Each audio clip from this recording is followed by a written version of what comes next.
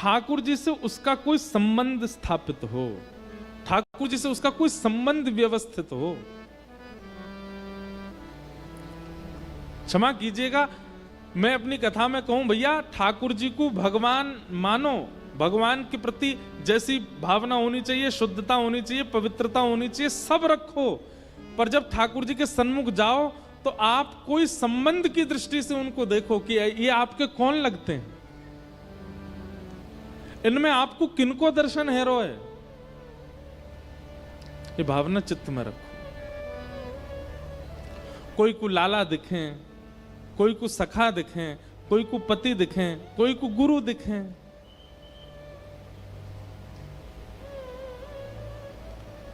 संबंध दिखना चाहिए ठाकुर जी में। बिहारी जी आपके कौन लगते हैं? राधा रमन जी को देख करके आपके चित्त में कौन सी भावना आती है कि ये मेरे कौन है? अगर कोई भावना के बिना केवल आप बिहारी जी हैं, राधा रमन जी हैं, ठाकुर जी हैं, भगवान है, ऐसा मान के दर्शन कराते हैं, कहीं ना कहीं आप चूक रहे हैं। एक संबंध तो स्थापित करो। अच्छा एक बात और, संबंध स्थापित दोनों तरफ से होता है, एक तरफ से नहीं। आपने ठाकुर जी को कुछ मान लिया, लेकिन ठाकुर जी ने आपको नहीं मानो तो भी काम नहीं बनेगा। आपने अगर ठाकुर जी को कुछ माना है तो ठाकुर जी से कहो, हे ठाकुर जी हम आपको या रूप में देखें, हम आपको या भाव में देखें, अब आप भी हमें प्रस्तुत करके दिखाओ कि आप भी हमें यही संबंध में स्वीकार कर रहे हो कि नहीं। फिर उसके बाद घटने वाली घटनाएं, उसके बाद होने वाले अनुभवों के द्वारा ठाकुर जी ये अनुभव कराएंगे, अनुभूति कराएंगे कि हां उनने वो संबंध स्वीकार किया कि नहीं। जैसे हम अपनी कुछ बात बता रहे हैं आपको, मंदिर में जाओ, कहीं भी जाओ दर्शन करवे, जहां आपकी बड़ी निष्ठा वहां जाओ और ठाकुर जी से कहो, हे ठाकुर जी हमारी आपके प्रति सखा की भावना है, लेकिन आप हमें सखा मानते हैं कि नहीं, इसका ये कैसे पता चलेगी? आज हम दर्शन करवे आ रहे हैं, यदि मंदिर में ऐसा ऐसा कुछ हुआ हो, पहले ही सोच लो, ऐसा ऐसा कुछ हुआ, हम समझ जाएंगे ठाकुर जी आप भी हमको यही संबंध में स्वीकार कर रहे हो।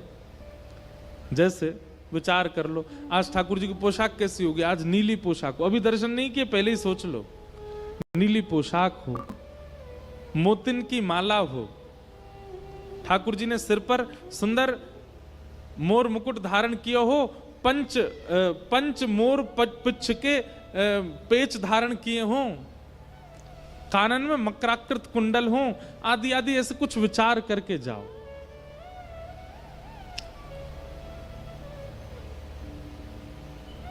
मंदिर में जैसे ही आप ठाकुर जी के सन्मुख जाएंगे, विचार करके अगर ठाकुर जी वही श्रृंगार में दिख जाएं, या पूरा श्रृंगार वैसा नहीं है, केवल वर्ण आपने सोचा था नीला वर्ण हो, ठाकुर जी ने नीली पोशाक में, बस वाक्य बाद दूसरी चीज विचार नहीं करनी है, नीली पोशाक में बस वाक्य बाद दूसरी चीज विचार नहीं करनी है, समझ जाओ कि नहीं ठाकुर जी भी हमको यही संबंध में स्वीकार कर रहे हैं, ये ठाकुर जी ने प्रमाणित कर दियो।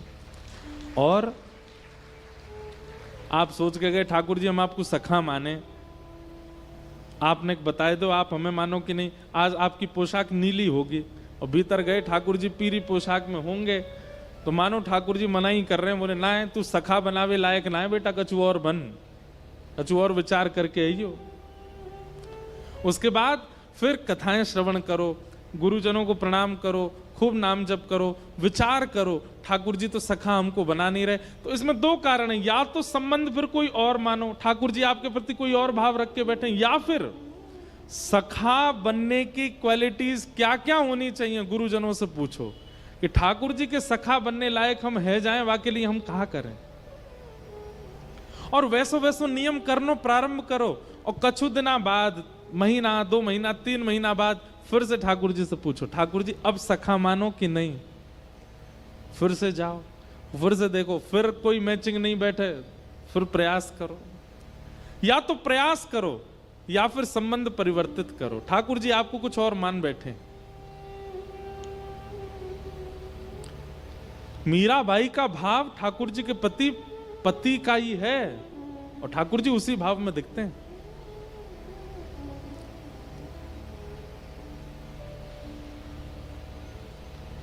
वैद्यं वास्तवमत्र वस्तु शिवदम्।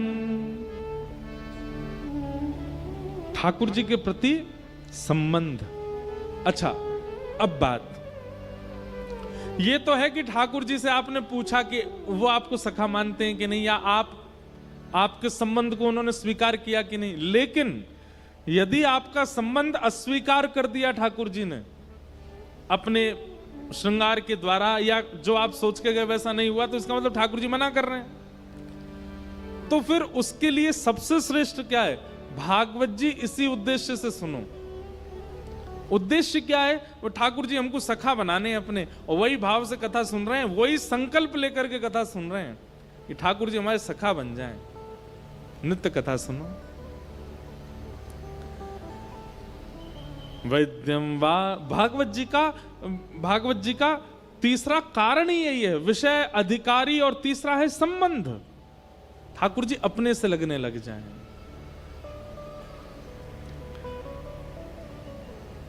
चौथी बात आती है प्रयोजन। भागवत कथा का प्रयोजन क्या है? तो कहते हैं तापत्रयोन्मूलनम। 3 प्रकार के ताप यानी दुख हैं हम सबके जीवन में, आदि दैविक, आध्यात्मिक और आदि भौतिक। कथा सुनने वाला, कथा करने वाला, कथा में ही निरंतर रहने वाला, निरंतर सत्संग की बुद्धि में रहने वाले व्यक्ति को संसारी आपत्ति, विपत्ति, तापों से ज्यादा फर्क नहीं पड़ता। कथा सुनने वाले, कहने वाले के चित्त में ताप नहीं आते, जीवन में ताप नहीं आते, ऐसा बिल्कुल भी नहीं है, निश्चित आते हैं।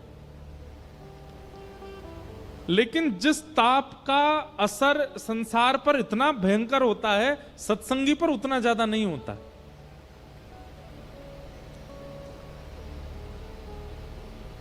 भोजन करने के लिए बैठे, लेकिन अनुकूल सब्जी नहीं है, अनुकूल दाल नहीं है, तो संसारी व्यक्ति मचल जाएगा।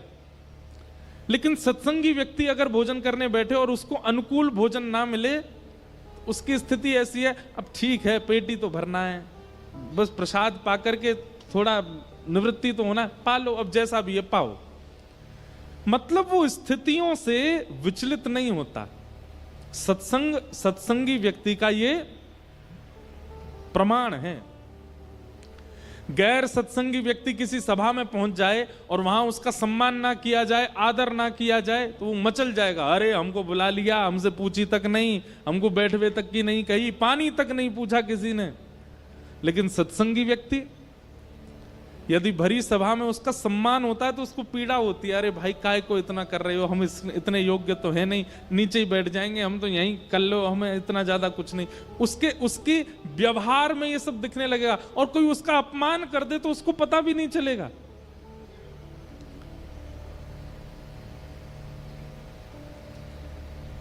इधर देखो, यहां देखो, यहां देखो, हम इतने बड़े माइक पे बोल रहे हैं, उनने ऐसे बोल दिया, आप उनको देखने लगे। विक्षेप नहीं कथा में। हमारे पूज्य पिताजी महाराज एक घटना सुनाते कि वृंदावन में सुदामा कुटी है। जब आप वृंदावन परिक्रमा लगाओगे तो पानी घाट पर सुदामा कुटी नाम का स्थान है, वहां बहुत संतों के दर्शन होते हैं। तो श्री सुदामा कुटीर में एक बार एक बहुत बड़ी संत संगोष्ठी हुई, और उस संत संगोष्ठी में जब संत सम्मेलन होता है ना, तो उसमें एक संत को अध्यक्ष बनाया जाता है मंच पर। अध्यक्ष का मतलब क्या है? सब लोग अपने अपने अपने अपने भाव कहेंगे और अंत में उन सबके भावों को लेकर के मूल भाव पूरी सभा का अध्यक्ष कहेगा, और जो अध्यक्ष कहेगा वही बात प्रमाणित, और उसके बाद वो सभा विश्राम हो जाती है। और अध्यक्ष की भूमिका बहुत बड़ी होती है। तो उस सभा में अध्यक्ष थे हमारे पूज्य दादा गुरुदेव श्रीमद रामानुजाचार्य गुरु जी, पूज्य पिताजी महाराज के गुरुदेव, हमारे दादा गुरु। अयोध्या के संत आए, हरिद्वार के संत आए, ऋषिकेश के संत आए, सब लोग मंच पे बैठे थे और खूब भीड़ बैठी थी महाराज, दूर दूर तक लोग ही लोग बैठे थे। अब जैसे हमारे गुरुदेव भगवान आए, उनके तो वस्त्र ऐसे होते थे कि अगर कभी पिताजी वस्त्र आदि भेज देते थे कहीं धोबी के यहाँ धुल के आ जाएं बढ़िया व्यवस्थित होके, तो गुरुजी उसको कुएं के पानी से स्वयं अपने हाथ से धो के बिगाड़ देते थे। मतलब ज्यादा स्वच्छ वस्त्र पहनना या ज्यादा बिल्कुल व्यवस्थित रहना, ये वैष्णव भेष वैसे ऐसा नहीं होता। वैष्णव तो बहुत सहज रहता है, सरल रहता है। हमारे गुरुदेव भगवान की ऐसी धोती, ऐसे कुर्ता, ऐसा सरल सा स्वरूप कि कोई उनको पहचान ही नहीं पाया। जबकि सभा के अध्यक्ष थे वो, तो जैसे ही आए तो आगे आने लगे मंच के लिए, तो पीछे ही लोगों ने कहा, ए बाबा कहां जा रहा है, यहीं बैठ जा चल। जबकि वो सभा के अध्यक्ष हैं, तो बेचारे वहीं बैठ गए पीछे ही, जहां पर सबके जूते चप्पल उतरे हुए, तो वहीं बैठ गए। और बैठ करके और वहीं से पूरी सभा देखने, मंच से बार बार कहा जा रहा था, भैया सेवा कुंज वाले गुरुजी, पूज्य ठाकुर जी महाराज के गुरुजी, श्री रामानुज गुरुजी जहां कहीं भी हो मंच पे आए, अध्यक्षता संभालें। और बेचारे जैसे ही अनाउंस होता तो उठते, आगे आने को होते तो सब लोग, ए बाबा बैठ जाए यहीं पर, कहां जा रहे हो आगे। अब उस किसी से कहे होंगे, भैया ये हमको ही बुला रहे हैं। बोले चुपचाप बैठे रहो, तुमको बुला रहे हैं, यहीं बैठ जाओ हमारे पास ही। इतने सरल सीधे बेचारे पूरी सभा पीछे बैठ के सुनते रहे, सरल सीधे बेचारे पूरी सभा पीछे बैठ के सुनते रहे। तभी एक संत की दृष्टि पड़ गई उन पर और उन्होंने हल्ला कर दिया, अरे अरे रामानुज गुरु जी तो वो बैठे। दौड़ करके सब गए, पूरी सभा खड़ी हो गई, सबने जाकर के बीच से उनको उठाया। बोले अरे महाराज जी आप यहां क्यों बैठ गए। वो साथ में जो व्यक्ति बैठा था रोने लगा, बोले भगवान मुझसे गलती हो गई, ये तो 3-4 बार उठे थे, मैंने सोची पता नहीं कौन सा बाबा मोड़ा आगो कहीं भारते उठ के, मैंने बार बार बैठा दिए ये, और ये भी बेचारे इतने सरल बैठ ही गए यहाँ पे। सब ने उनको दंडवत किया, बोले कि आपकी सरलता, सहजता, और उनको बिल्कुल अपमान का बोध नहीं हुआ। बड़े प्रसन्न हो रहे थे, बड़े खिलखिल के हंस रहे थे। बोले आज तो हमें बहुत अच्छा लगा, पूरी सभा सामने से बैठ के सुनने का अनुभव हुआ। सब संत उनकी बड़ी प्रशंसा करने लगे, कैसे सरल मूर्ति, कैसी सहज मूर्ति। सभा में अध्यक्ष हैं, लेकिन उसी सभा में अपमान हुआ, लेकिन उनको कोई फर्क नहीं पड़ा। कभी कभी हमें लगता है हमारा कथा कहना, आपका कथा सुनना वास्तव में घट रहा हमारे ऊपर। इतनी सी पीड़ा, इतनी सी प्रतिकूलता आ जाती है, हम विचलित हो जाते हैं। इतनी सी प्रतिकूलता आ जाती है, हम लोग दुनिया अधर कर देते हैं और हम कहते हैं कि हम कथा सुनते हैं, हम कथा करते हैं। वास्तव में हमारा सत्संगी होना, वैष्णव होना इस बात से प्रमाणित होता है कि प्रतिकूल अवस्था में हमारा रिएक्शन कैसा है।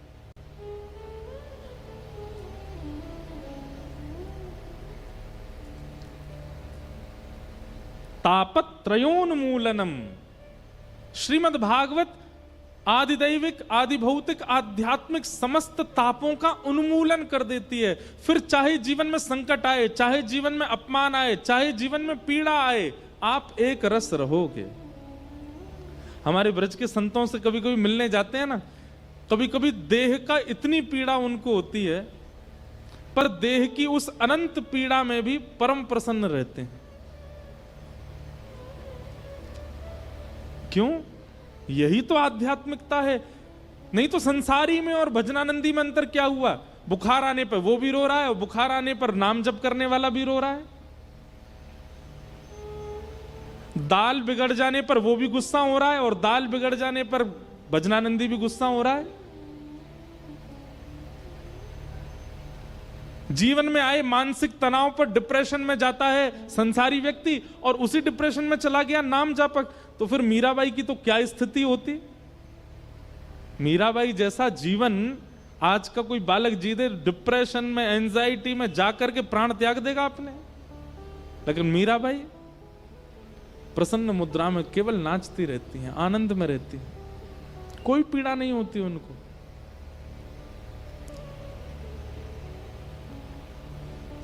आप आध्यात्मिक हैं, आप वैष्णव हैं, आप भक्त हैं, ये आपका स्वभाव बताता है।